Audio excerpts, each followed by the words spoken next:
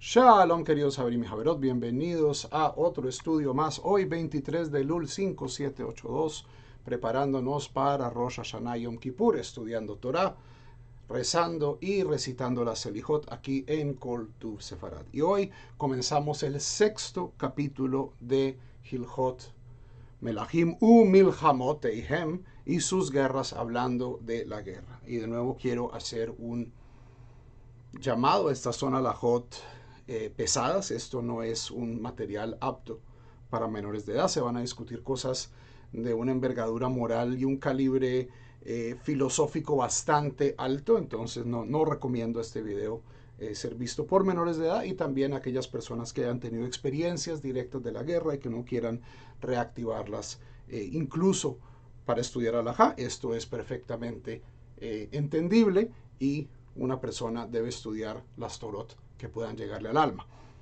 ¿Ok? Y aquellas que hacen daño al alma es mejor a veces tratarlas en privado, como nos dicen nuestros queridos sabios, y tal vez en el futuro podamos acceder a la Torah que esconden estos pasajes muy difíciles. Vamos a estar hablando de Yangen y Bemaga Leitzedek.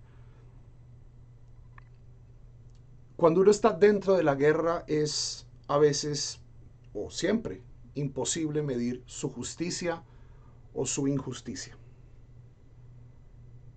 Porque el propósito de la guerra es infligir sufrimiento, el uno al lado del otro.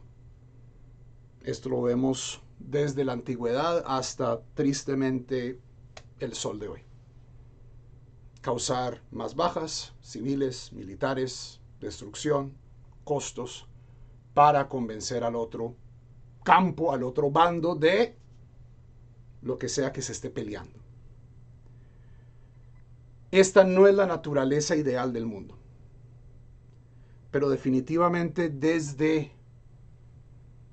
que tenemos historia, la historia principalmente, desafortunadamente, lo que nos acordamos es de las guerras.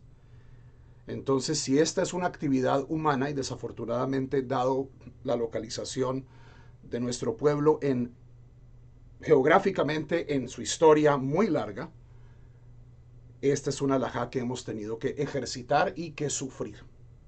Entonces, cuando entremos a estas alajot, tratemos de verlas con un corazón compasivo.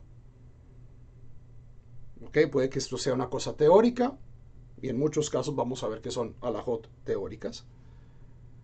Y tratemos de encontrar al menos esto.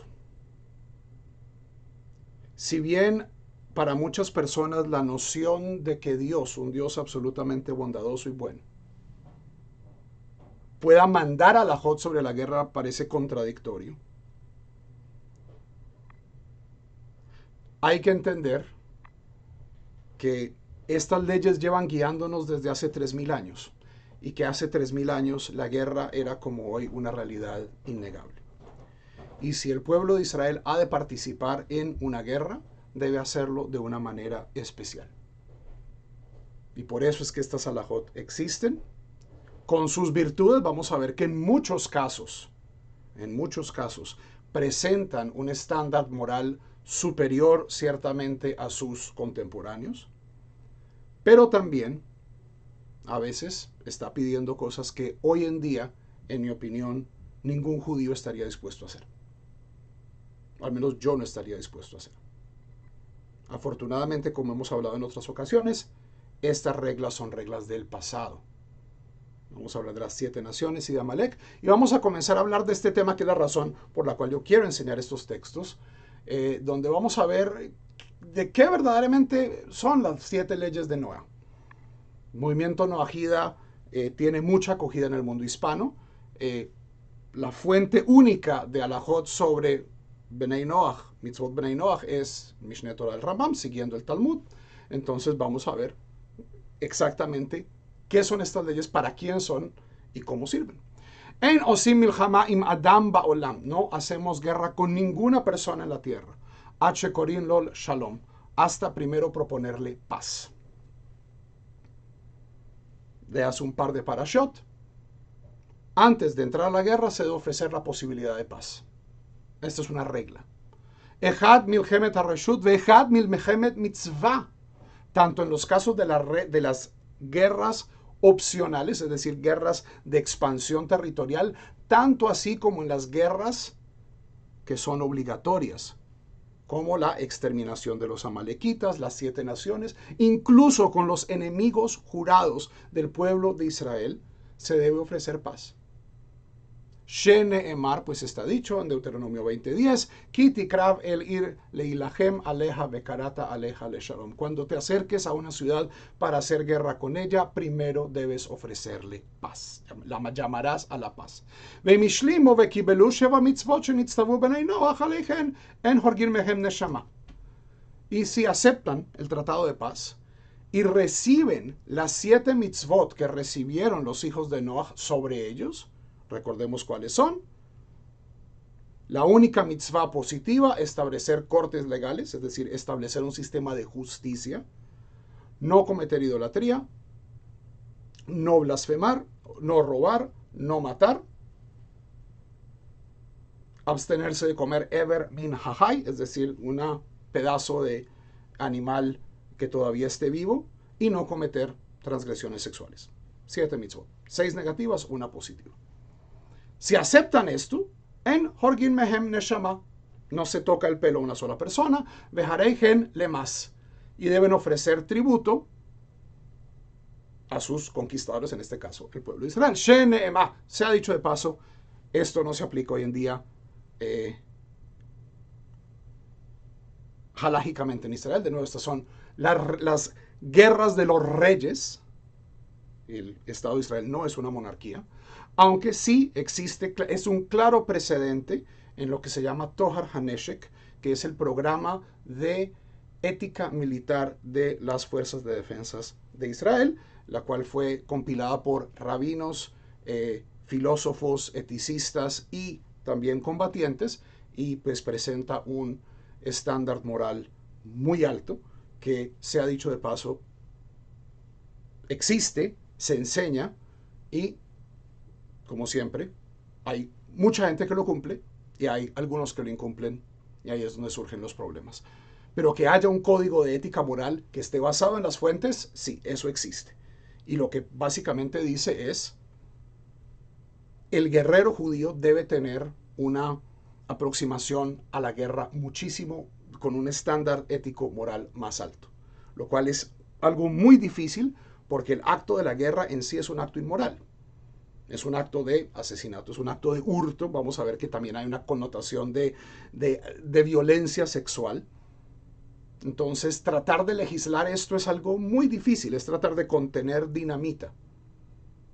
Pero se está haciendo el esfuerzo.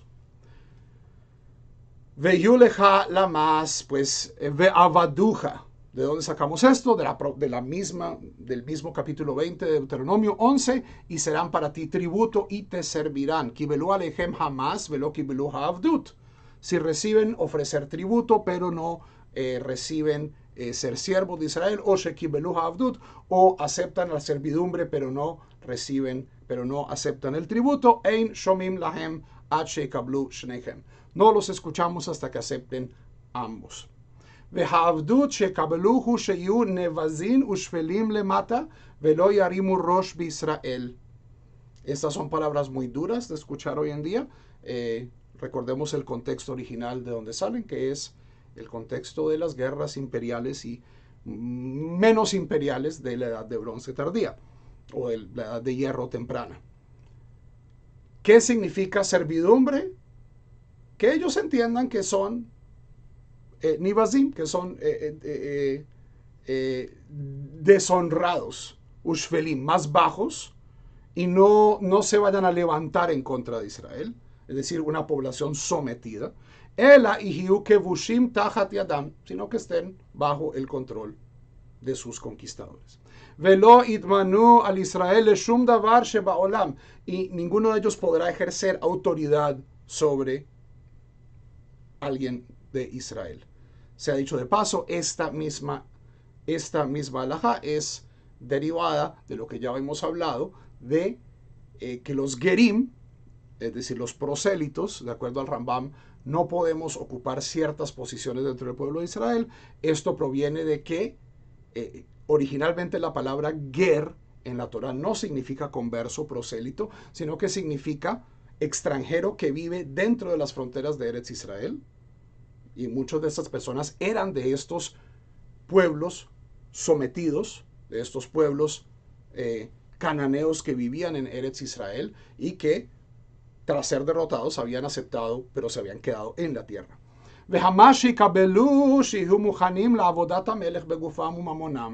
¿Cuál es el tributo? Que estén a disposición del rey con sus cuerpos y su propiedad, es decir, que hagan favores para el rey, hagan proyectos de construcción, que gon binyan hajomot, como construir las murallas, vejose kametzudot, y fortalecer las fortalezas, su binyan armon hamelech v'chayotzebo, o la construcción del palacio del rey, como aprendemos en Melahim 1, 9, 15, el libro de Reyes, primer libro de Reyes, Sed devar hamas asher he'elah hamelech Shlomo livnot et beit Hashem ve'et beito ve'et hamiluah ve'et chomat Yerushalayim.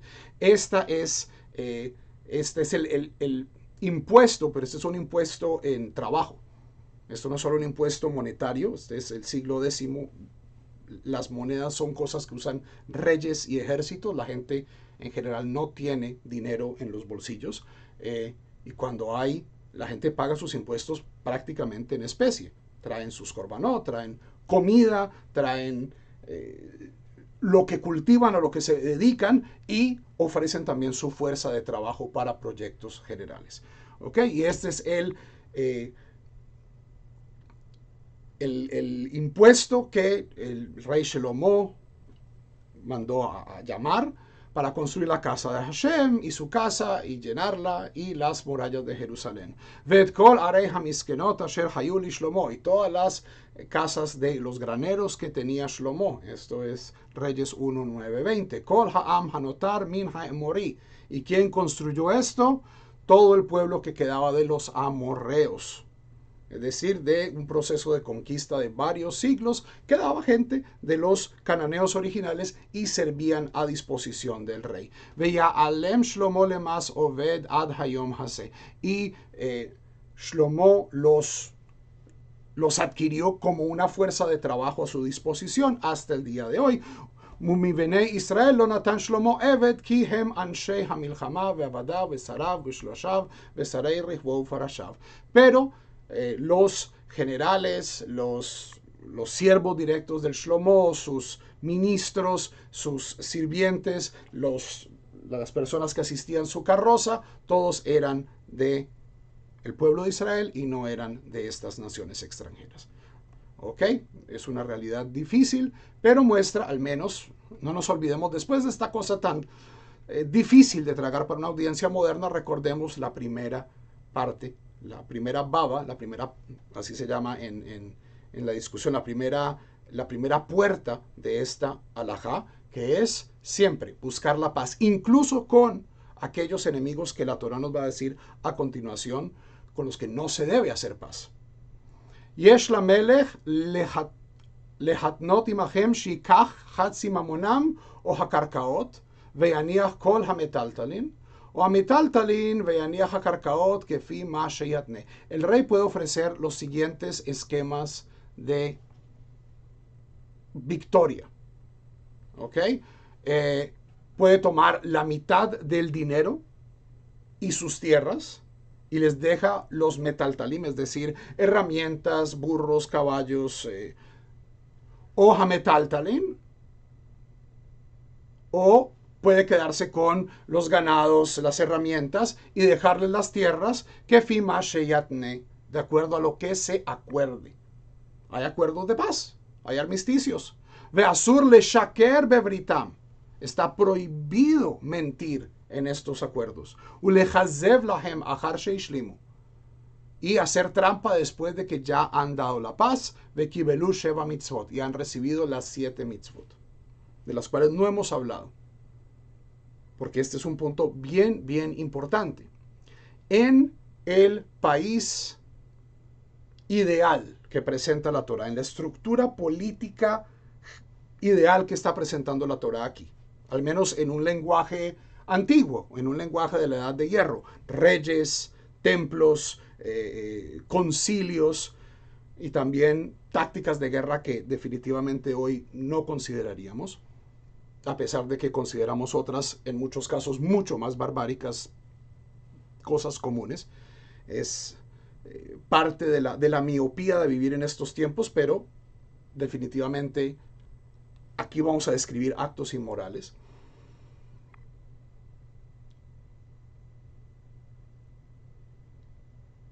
En esta visión ideal, el rey tiene que cumplir sus acuerdos.